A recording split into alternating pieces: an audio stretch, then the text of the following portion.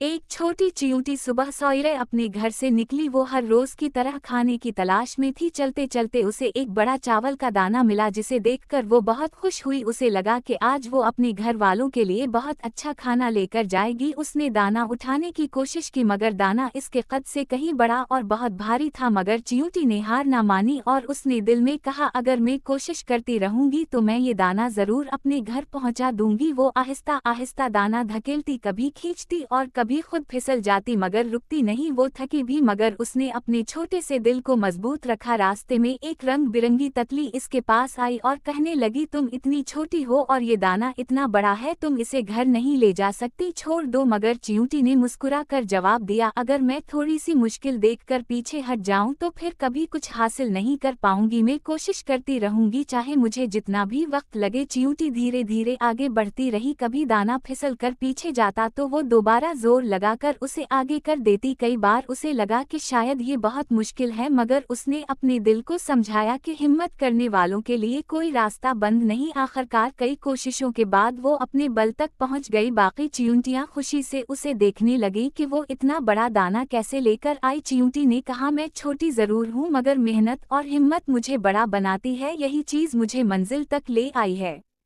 सबक: बच्चों, कभी हिम्मत न हारी, मेहनत करते रहीं तो मुश्किल से मुश्किल काम भी आसान हो जाता है और छोटा सा दिल भी बड़ी कामयाबी हासिल कर सकता है।